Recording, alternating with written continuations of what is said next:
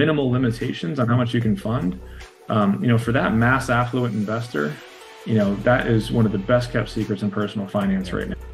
And it's really a way to minimize taxation over time, more so than getting better returns or something like that. Welcome to the Next Level Income Show, where it's our goal to take your income, your investments, and your life to the next level. I'm your host, Chris Larson. If you haven't yet, get a copy of our book for free at our website, nextlevelincome.com. That's www.nextlevelincome.com. Just click on the book link, and I'll even send you a copy if you put your address in. On today's episode, we have Tom Wall. Tom has spent the entirety of his 20-year career positioning whole life insurance and competing against the alternatives. Starting in college as an award-winning advisor with Northwestern Mutual before moving his practice to MassMutual, he subsequently grew his career in prominent home office roles in sales and marketing leadership. In those roles, he developed into a renowned storyteller and product expert at perennial company conferences and firm meetings nationwide. Tom's Ph.D. is in retirement income planning with original research on whole life as a fixed income alternative under the advisement of industry thought leaders Wade Pfau, Michael Finke, and Stephen Parrish. I've read a lot of their stuff. It's phenomenal. These are the leaders in the industry. Tom's focus on academic integrity and decades of sales experience combined to make him a uniquely credible and inspirational voice in the life insurance space. He now coaches and consults with financial advisors, hosts the Whole Life Mastermind Study Group, and has published his first book that we're talking about today titled Permission to Spend. Maximize your retirement with the best kept secret in personal finance that we're going to talk about and share some secrets of Tom's in today's episode. Tom lives in the greater Boston area with his two sons, kind of like us, ages 12 and 9, as an avid golfer and traveler. Tom, welcome to the show. Thanks for having me, Chris. Good to be here. Yeah, no, I'm excited to have you, excited for you to share your new book with the audience. And look, when we first talked, I kind of selfishly, I'm a bit of a nerd when it comes to finance and fixed income and insurance. And, we're going to get into a little bit of that. But we're really going to talk about, what your methodology means for the everyday investor, for those people that are, working towards financial independence and retirement. But before we do that, I'd love for you to share a little bit more about, your background, how you got to this point up to writing your book. I'd love to do that. Thanks again. Well, I've been about 20 years in the career. So I joined the financial services industry 20 years ago, selling life insurance for college, for a big company called Northwestern Mutual, which many people probably heard. Yeah. And then subsequently spent about 4 years as a financial advisor, getting all the other investment licenses and all that kind of stuff. This happened to be near my hometown, which was by MassMutual's general home office.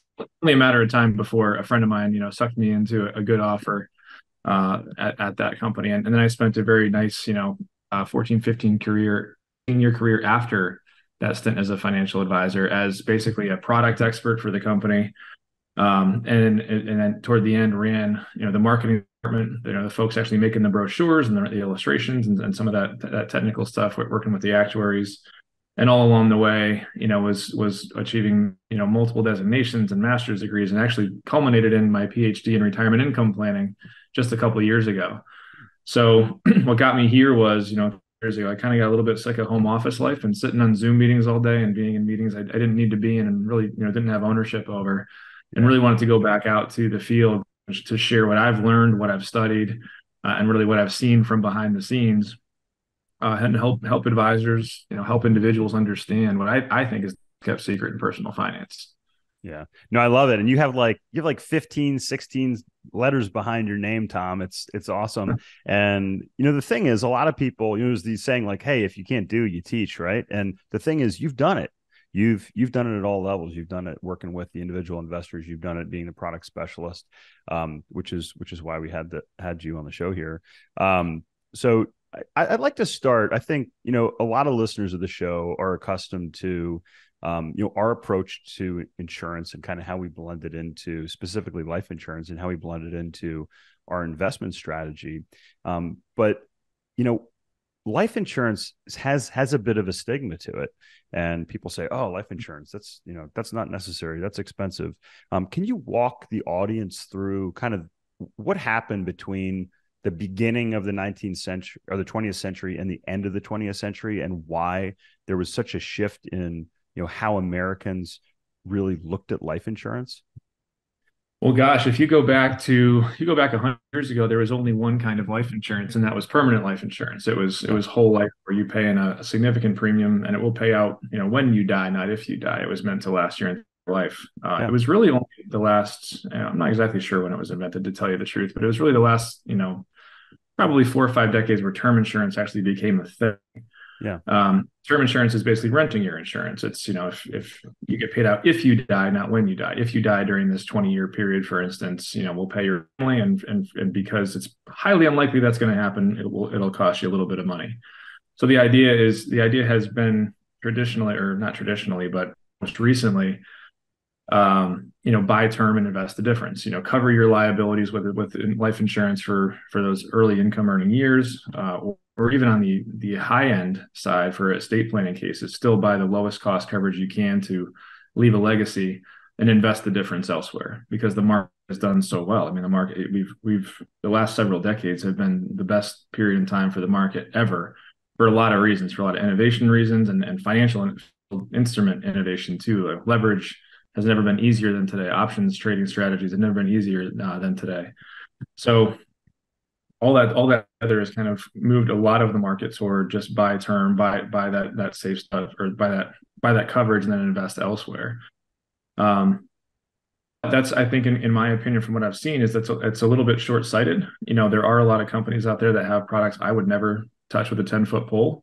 But there's a handful or two of companies out there that are offering products that I think are really misrepresented and underappreciated because of some of those bad apples there, and because of some of the misinformation online, which is really why I was motivated to write this book and talk about some of these strategies, because I've seen them, really change the lives of people and their finances, and really give them, the comfort that they need, and also actually get better risk-adjusted returns in the process. In some cases too, when you really dial it in. That's where a lot of my research came from.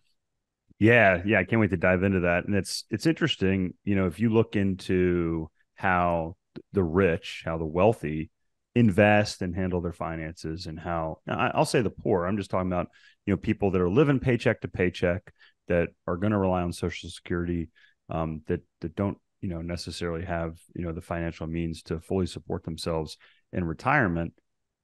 There's a huge gap. And then even with 401ks and as pensions have gone away, it's really interesting, because 100+ years ago, people used life insurance as their savings plan, as their plan for retirement. And we've talked about the analogy of permanent or traditional whole life insurance as having equity, kind of like owning your home, whereas term is like, as you said, it's like renting.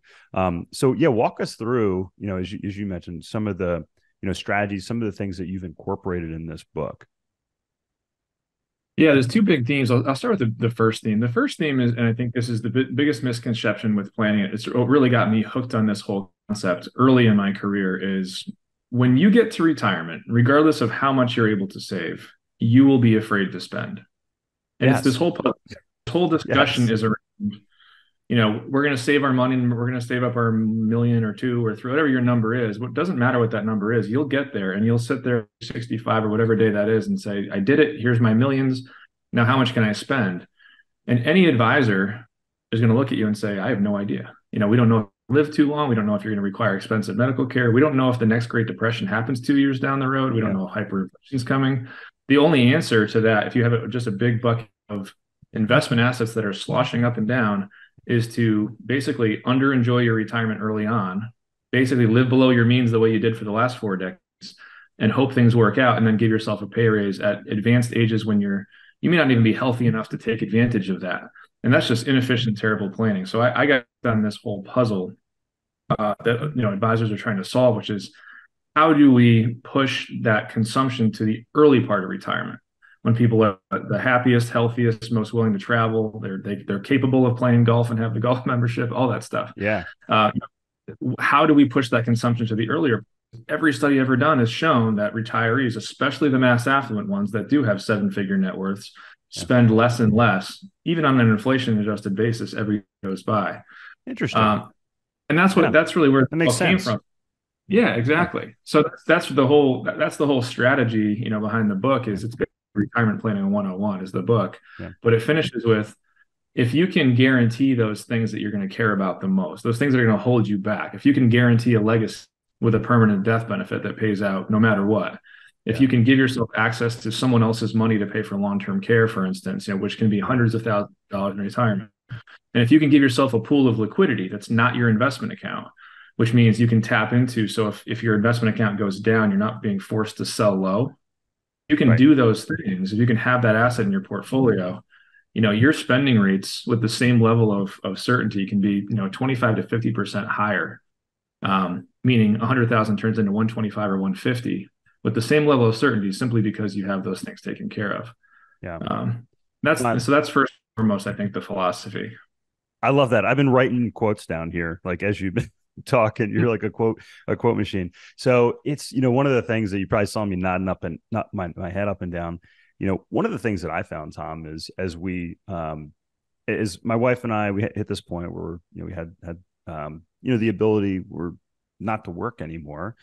There was this, this sense of like, well, wait a minute, my identity is all wrapped around myself as a professional. I was in, the medical device space for a lot of years as well.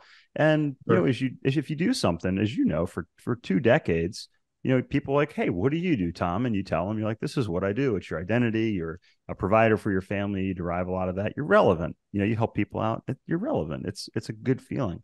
And it was really hard. The biggest piece for me, it wasn't the financial piece.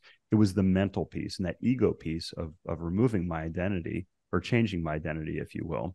And I've seen this with my stepfather. He gets towards retirement, and unfortunately my mother passed away, but he has this pot of money, but he's operating just like he did before. He doesn't want to spend it. He doesn't want to spend it. So what he's doing is he just continues to accumulate this money instead of going out and enjoying it. I don't know if you read the book Die with Zero, or have you seen that book by chance? Yeah. Yeah. And, look, our kids are about the same age, and it really hit me. And it was like, wait a minute, like, it's okay to enjoy money. Ramit Sethi also does a great job of saying, like, hey, find some guiltless ways, or give yourself permission, like you say, to spend that money and enjoy it along the way, instead of, I love that word, under enjoying, different parts of your life. So what's your advice for people as they get towards retirement, like from a mental perspective, to really kind of change that shift in focus? What's the first step to do that?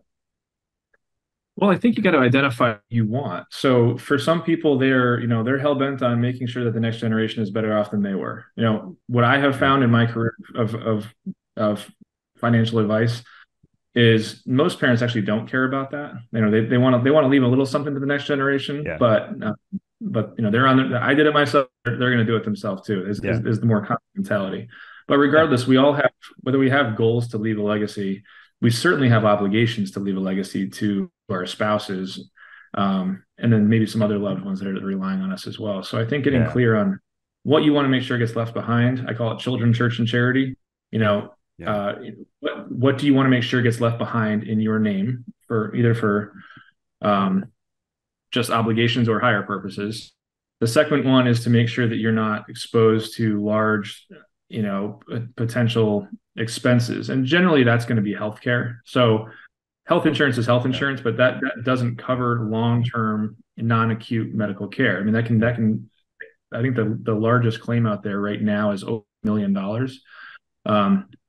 from someone in retirement, being requiring a long-term care claim. So if you're worth 8 figures, maybe that's not a huge concern of yours. If you're worth low 7 figures, that can absolutely change your retirement and wipe you out. Yeah. So that's an important consideration as well. So I call it the L's, the legacy, long-term care, and liquidity. Do you have a bucket of money? And this is the other part of why I think this product fits so well. Do you have a bucket of money that's not correlated to the market at all?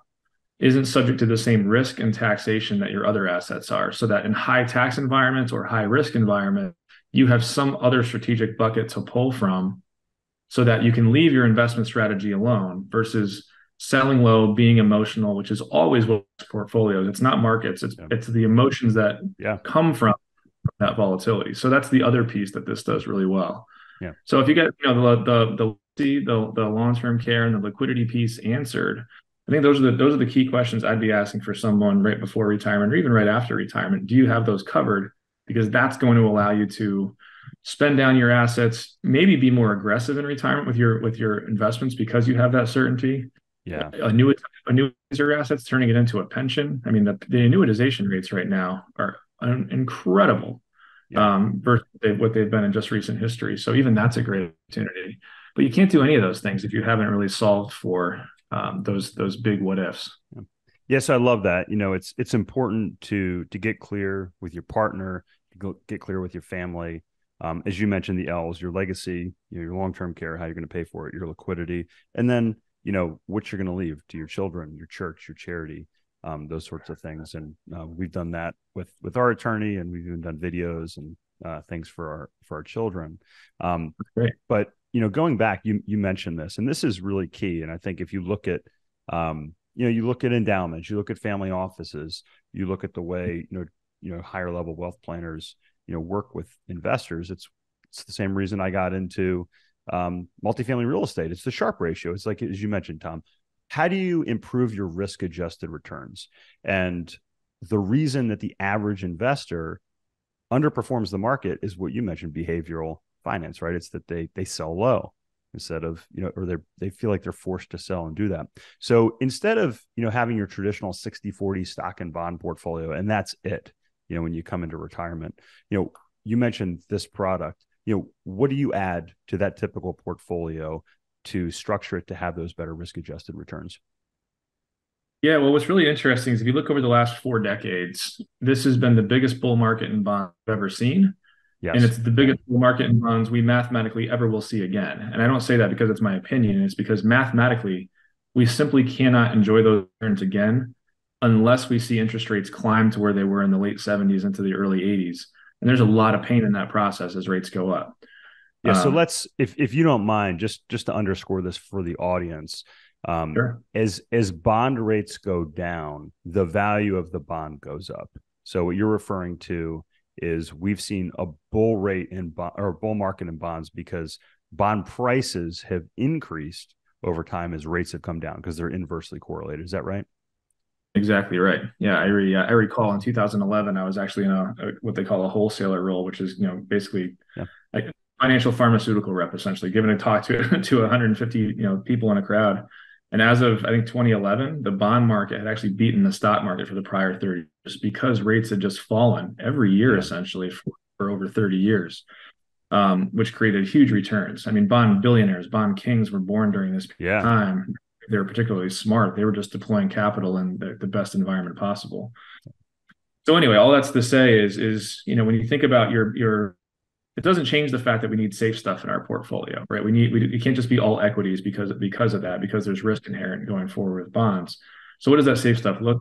The reason I've just kind of serendipitously focused on whole life insurance is spent the most of my career positioning it and competing against its alternatives in my former role to this point where I realized, wow, this is a pretty good deal.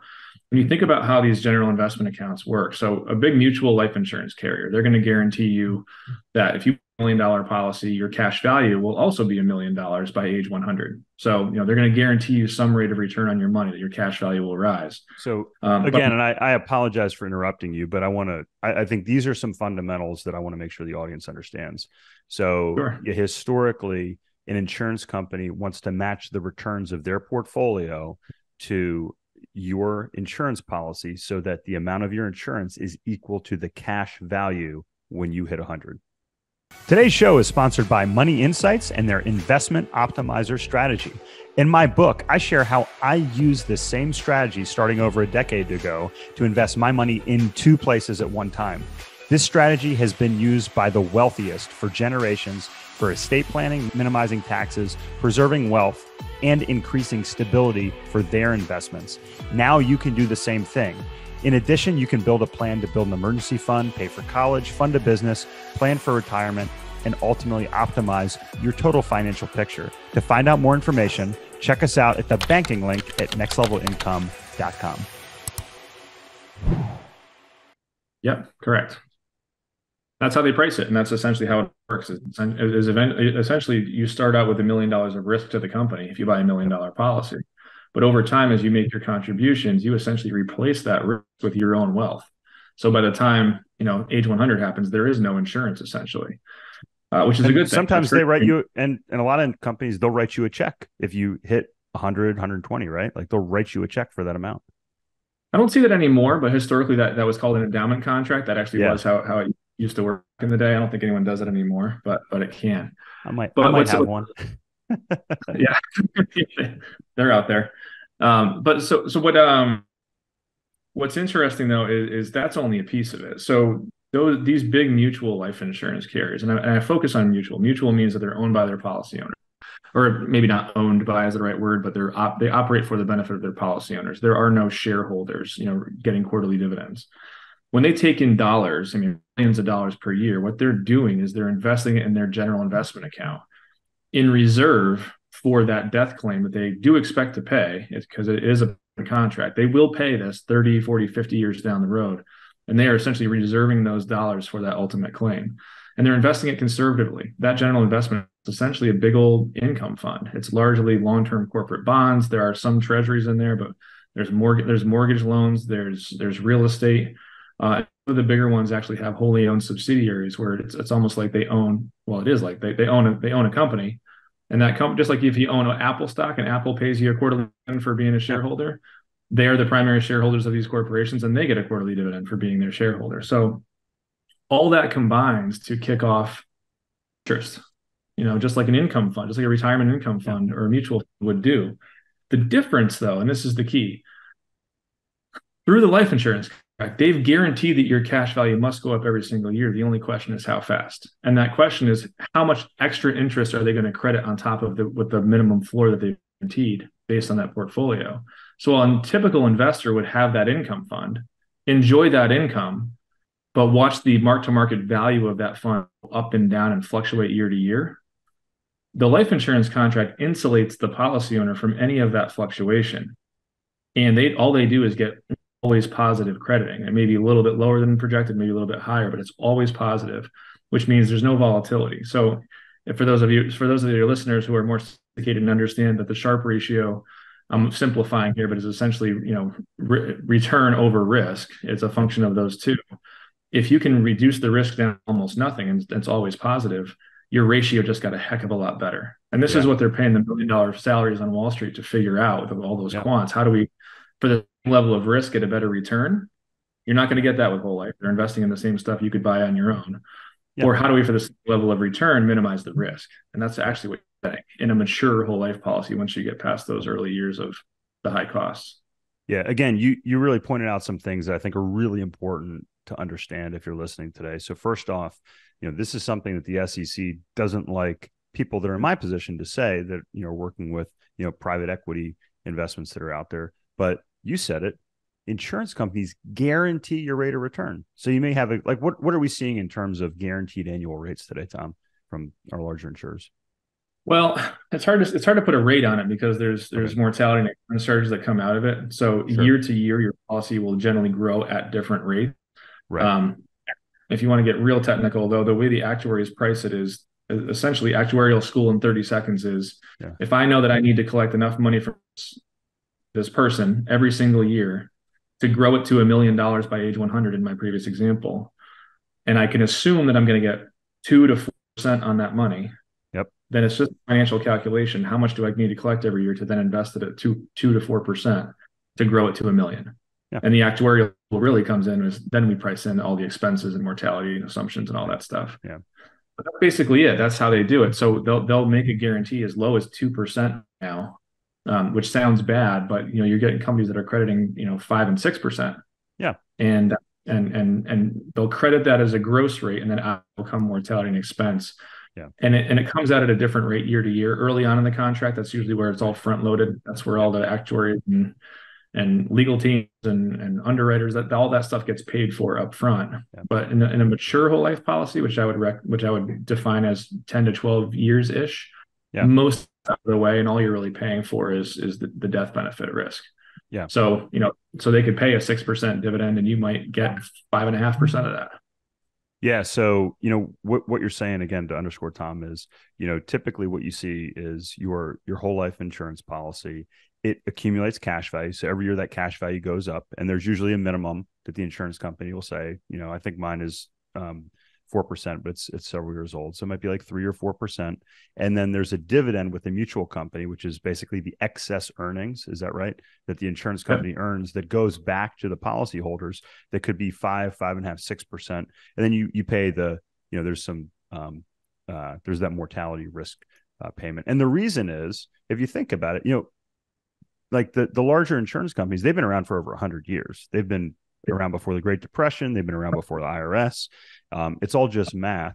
So if you think about it, if you have a set number of policyholders and the law of large numbers, that a certain number of people are going to die during a period of time, you can plan around that, and you just plan your inflows and your outflows, and you have to generate a profit every year to make sure you're solvent.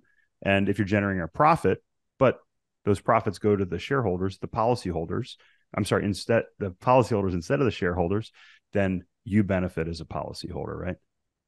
Yeah, exactly. Yeah, exactly right. Yeah. So, a lot of listeners have heard it's, okay, that all makes sense, but whole life insurance is expensive. Well, yeah, I mean, expense is only an issue in the absence of value. I mean, it tends to have the highest, whole life insurance has the highest premium of permanent life insurance in the entire industry, period.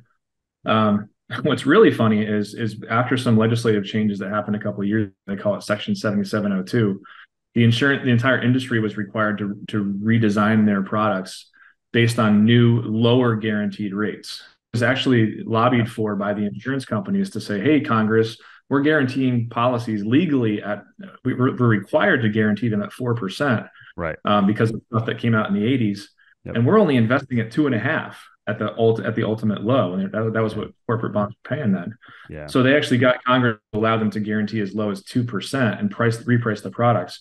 Yeah. What happened there, and this is why I say it's one of the best kept secrets, what happened in that process is there's something called a 7-pay test or a MEC test, which is basically the most money that the IRS will let you pay into a life insurance contract before it loses its tax advantages, which we haven't talked about yet. As we should probably wrap up with the tax advantages. Yeah. So there's a maximum premium you can pay in for a given death benefit at a given age. And what happened was when we went from 4% to as low as 2%, in many cases, the amount of money you were allowed to pay in to get those tax advantages as much as doubled. Yeah, went up. Yeah. And there's no limitations on how much someone can pay in, generally speaking, as long as you can qualify for the life insurance, as long as you're wealthy enough to, or have a high enough income to qualify for the death benefit. Your premiums can be 6-figure premiums. I routinely see clients that are paying 6 or 7-figure premiums into this kind of thing. Yep. And they don't see it as paying a premium. They see it as making a contribution to something that one way or another will deliver value to their family, because that's really what it all comes down to. At the end of the day, unless you go broke for some reason and cash the whole thing out, there is the inevitable gain of the death benefit that will pass to your family. Yeah. And that death benefit passes totally income tax free. So you could have multiplied your money by 5 to 10 times over the course of your life or more, based on what you paid in, and the IRS doesn't get a penny of it. And that's the big piece I think a lot of people miss, is they fight over the 4s and 5% that we talked about before, and I can do better in other investments and blah, blah, blah. Fine. But the risklessness and the taxlessness of it, really with no limitations, or minimal limitations on how much you can fund, for that mass affluent investor, that is one of the best kept secrets in personal finance right now. And it's really a way to minimize taxation over time, more so than getting better returns or something like that. That's really the biggest piece of all, I think. Yeah, it's interesting. I've had this discussion with multiple individuals over the years, and look, I'm an unabashed big believer in whole life insurance, and my family and I we have it's the cornerstone, let's say, of our financial planning, and the whole buy term invested difference. It breaks down when you say, hey, when someone says, hey, but I won't need insurance when I'm 60 or 70 or 80 years old, and it's like, well, if you won't need insurance, what about your children, your church, charity, your legacy, as you mentioned, Tom, like all these things? It's like, well, what about that? What if you can have your cake and eat it too? And I think that's the cool thing.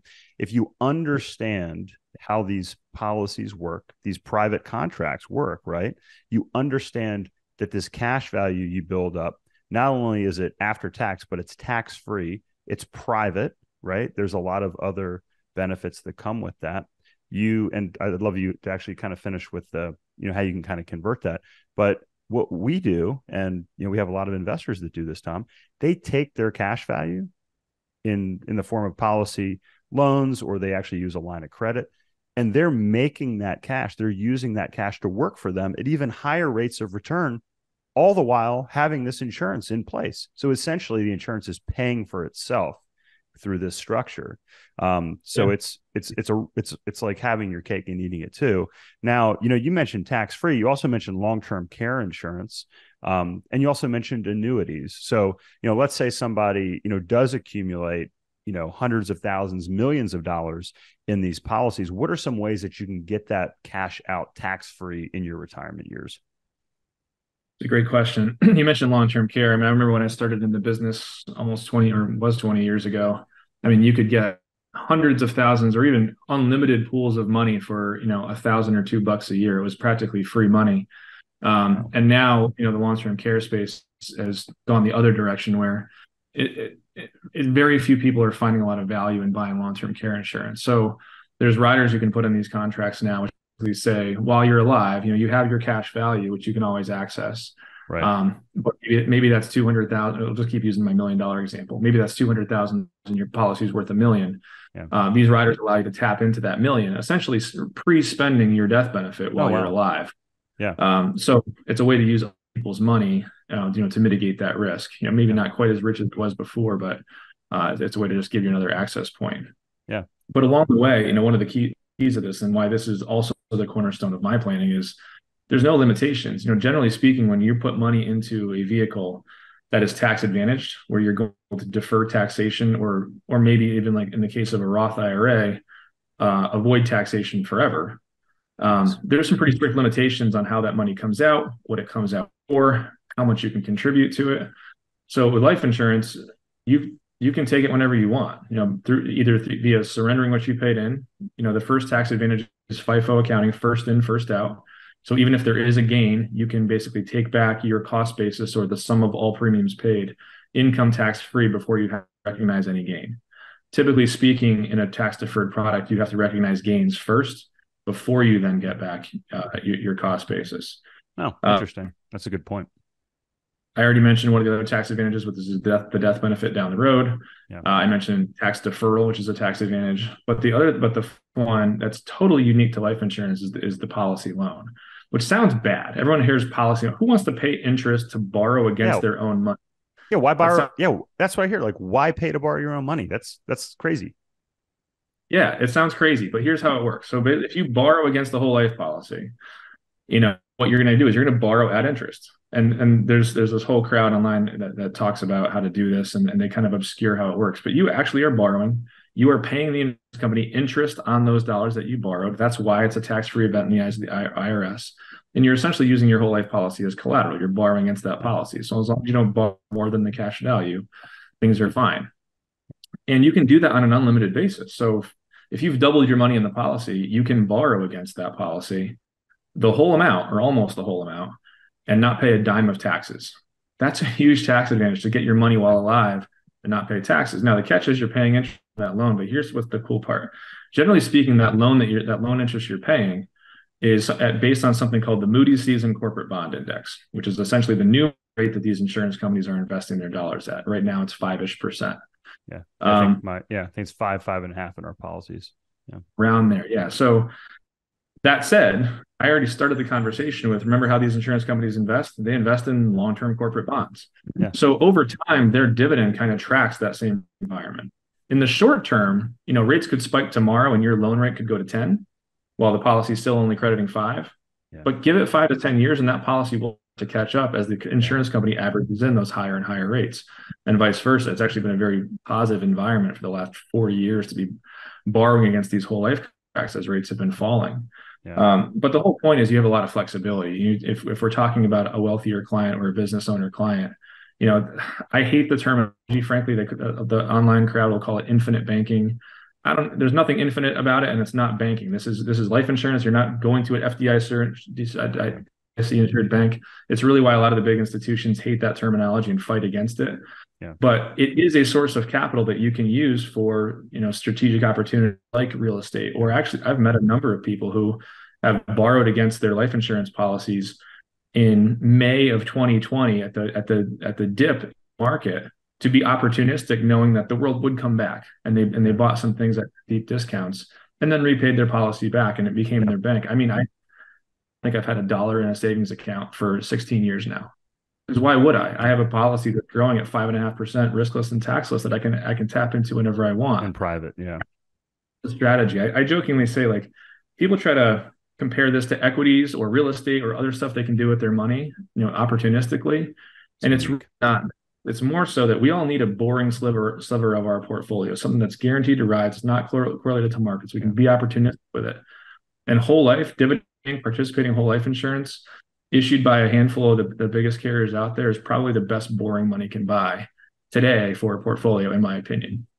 I love it. And we can continue this conversation for 2-3 times as long, Tom. And I'd love to have you back on, but I couldn't agree more when investors call and they're like, I'm really excited to, learn about investment options and, putting my money to work in these things. What would you look at first? And I always tell them life insurance. And that surprises a lot of people. I just had this conversation just a couple of days ago with a young gentleman. I said, man, if I was your age, and because we started our policies when, my wife was pregnant with their first son, as I was telling you before we hopped on. He's 13 and a half now. And we're very thankful we did. We accessed the cash during COVID to have as a safety cushion, safety net. We use it for our investments. We do all these things. So if a listener wants to learn more about some of these strategies, Tom, if they want to get a copy of your book, which I'm excited, I actually bought a copy here while you were chatting in the first few minutes. What's the best way for a listener to learn more about you and your book? Well, it's all on Amazon. Every single format you can have is on Amazon right now. So just Permission to Spend. You can also go to permissiontospend.com. There's not a whole lot on the website as I speak right now, but we're building it out. So by the time this airs, I'm sure there'll be a lot more. And I'm at tomwalltalks.com if you kind of get a little bit about me and engage in other ways as well. I work a lot with financial professionals and those firms as well as a coach and mentor in this space to help them more proficient with this product set and how to positively implement it with their clients. So if that happens to be you listening, then you can check me out there as well. Awesome. We're going to have all of these links in the show notes. So if you're listening, you can look down here on YouTube. If you're listening on your favorite podcast platform, you can check it out. We'll have those links in there for you. Tom, this has been a lot of fun, really enjoyable for me. Hopefully, if you're listening today, you've got a lot of value out as well. I encourage you to check out Tom's book. These are the same strategies that I've been using for longer than a decade. And this is the same thing that a lot of the wealthiest families in the country use today as well. Tom, thank you so much. Thanks for having me, Chris. Hey, Chris here again. I hope you found this episode valuable. Now, I have one more thing to gift you.